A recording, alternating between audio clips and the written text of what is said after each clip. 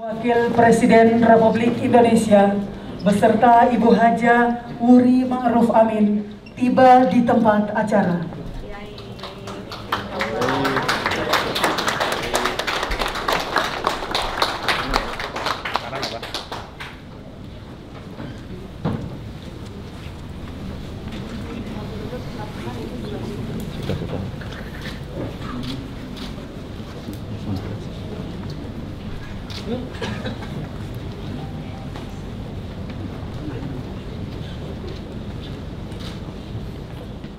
Dilukis oleh Antonio Pigafetta di Mareku Tidore tahun 1521.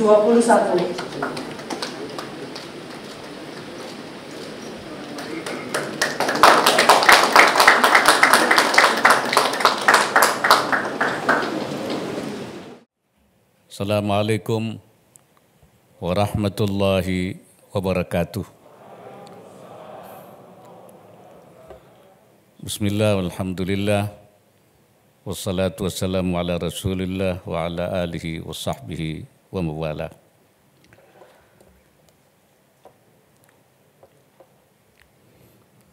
Yang saya hormati Gubernur Maluku Utara beserta Ibu Faunia Abdul Ghani dan anggota Forum Koordinasi Pimpinan Daerah Provinsi Maluku Utara, Wali Kota Tidore Kepulauan beserta Ibu Safia Ali Ibrahim dan anggota Forum Koordinasi Pimpinan Daerah Kota Tidore Kepulauan, para hadirin, para narasumber, para tamu undangan yang berbahagia. Pertama saya bersyukur, alhamdulillah hari ini saya dapat berkunjung untuk yang pertama kalinya di Kepulauan Tidore ini. Saya sudah 2 kali ke Ternate, tapi baru sekali di Tidore. Dan saya merasa bahagia bertemu dengan masyarakat dan mudah-mudahan kehadiran saya ini untuk memberikan kebaikan dan keberkahan buat kita semua.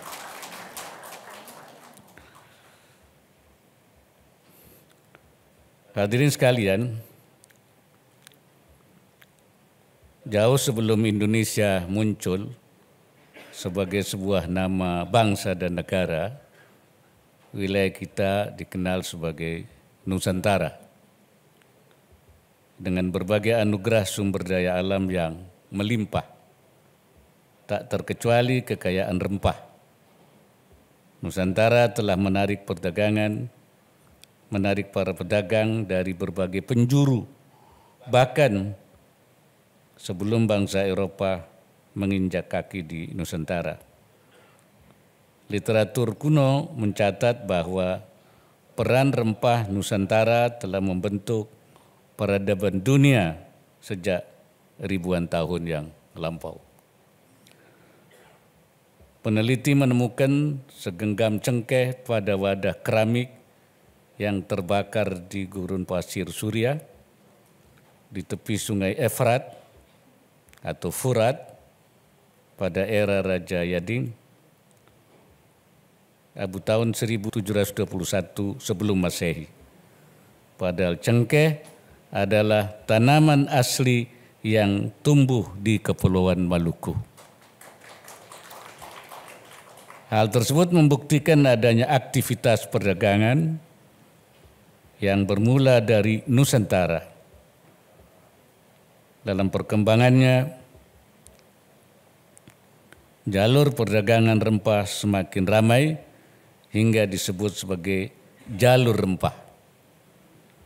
Melalui jalur rempah pula agama-agama seperti Hindu, Buddha, dan Kristen masuk ke Nusantara dan terkecuali juga Islam yang dibawa oleh para pedagang Arab dan India. Para sejarawan menduga Islam yang pertama kali masuk melalui wilayah Barus di Sumatera, kemudian mencapai daerah yang disebut Maloko Kiraha, yaitu daerah dengan 4 gunung, yaitu Ternate, Tidore, Bacan, dan Jailolo. Kerajaan-kerajaan di keempat wilayah ini pun kemudian menerima Islam dan menjadi kesultanan Islam yang menguasai jalur perdagangan rempah di Nusantara dengan komoditas utama berupa cengkeh. Tadi dijelaskan Wali Kota bahwa berdirinya Sultan di Tidore 1108, jadi awal abad ke-12.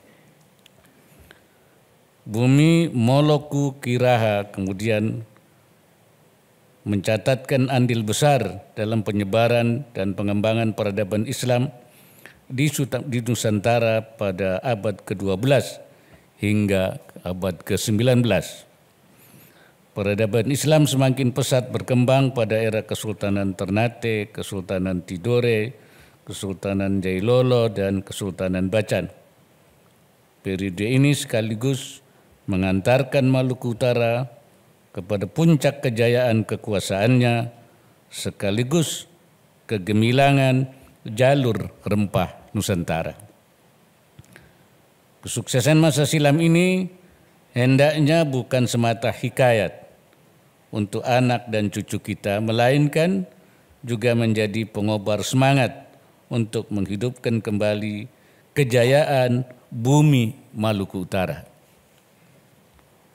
Hadirin sekalian, sejarah peradaban rempah Nusantara sekali lagi menunjukkan bahwa usaha manusia untuk berlayar mengelilingi bumi guna berburu rempah telah berlangsung sebelum Portugis dan Spanyol melakukannya. Bahkan bisa jadi pengeliling dunia pertama adalah penduduk Nusantara dengan tujuan untuk berdagang rempah-rempah. Hal ini menjadi penting untuk dikaji oleh para ahli sejarah kita. Kajian kekayaan sejarah dan budaya bangsa Indonesia tentunya akan mempertebal kebanggaan kita semua akan jati diri bangsa dalam ikatan keindonesiaan. Lebih jauh, sejarah juga mencatat tokoh bernama Enrique, yaitu sosok yang mendampingi Ferdinand Magellan dalam misi melakukan ekspedisi mengelilingi dunia. Ferdinand Magellan sendiri tidak berhasil melaksanakan misinya karena terbunuh dalam pertempuran dengan penduduk asli di Filipina. Enrique yang diduga kuat berasal dari Maluku, kemudian melanjutkan perjalanan tersebut hingga tiba di Tidore dan dianggap telah berhasil mengelilingi dunia. Saya mengapresiasi penelitian untuk menggali informasi tentang tokoh Enrique ini.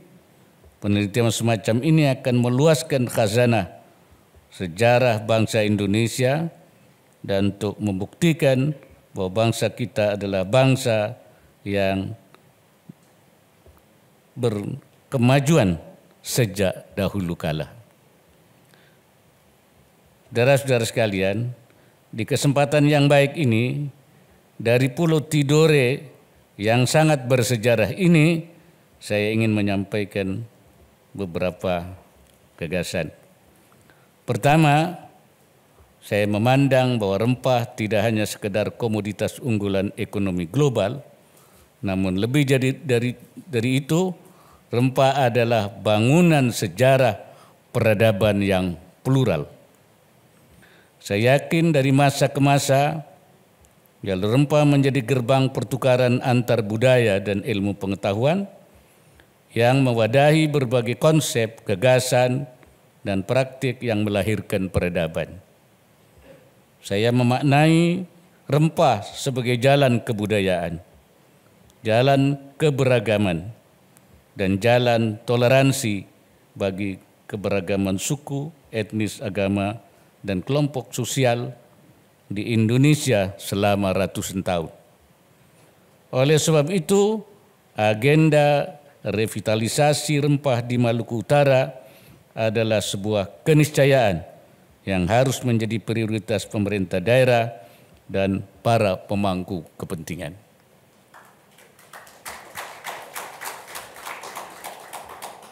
Diperlukan intervensi yang terpadu dan terintegrasi dari hulu ke hilir untuk melihat rempah sebagai komoditas ekspor yang memiliki nilai tambah dengan pola hilirisasi ekonomi yang berbasis masyarakat. Saya bilang kalau tambang itu, hilirisasi tambang yang akan memperoleh banyak manfaat, mereka pemilik modal. Tapi kalau hilirisasi rempah yang akan terperdayakan adalah masyarakat kecil di desa-desa.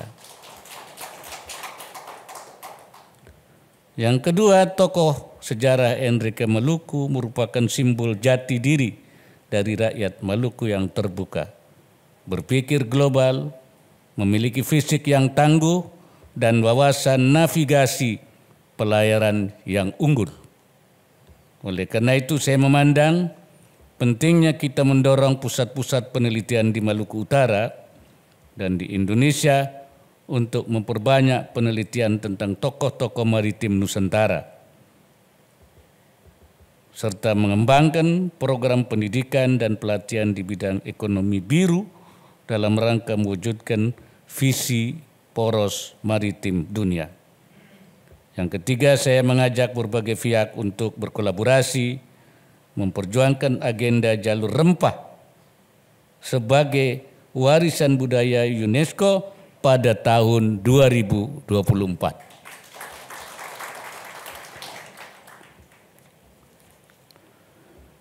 Dalam konteks itu, wilayah Maluku Utara adalah bagian penting dari perjalanan sejarah jalur rempah Nusantara.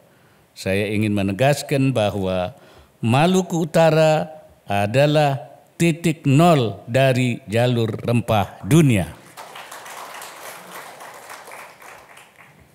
Hadirin yang saya hormati, saya menyampaikan apresiasi kepada pemerintah Kota Tidore Kepulauan, tokoh-tokoh nasional dan generasi muda di Maluku Utara yang menyelenggarakan seminar nasional yang penting ini.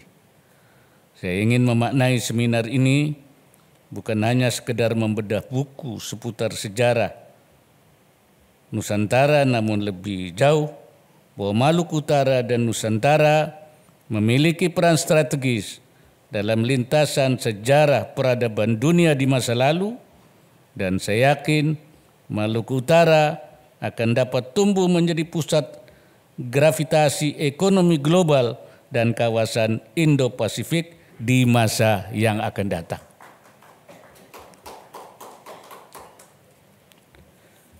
Saya harapkan seminar ini menghasilkan saran dan masukan yang komprehensif kepada pemerintah guna memperkuat jalur rempah Nusantara sebagai jalan peradaban. Dan saya mendengar juga usulan Pak Gubernur tentang masalah Ibu Kota Maluku Utara. Saya insyaallah akan saya bicarakan dengan Presiden untuk segera ditetapkan dengan lebih cepat. Akhirnya dengan mengucapkan Bismillahirrahmanirrahim, Seminar Nasional Melacak Jalur Peradaban Rempah Dunia secara resmi saya nyatakan dibuka.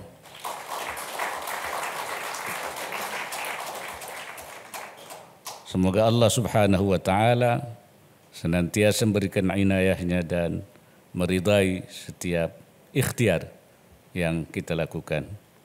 Wallahul muwaffiq ila aqwamit thariq. Wassalamualaikum warahmatullahi wabarakatuh.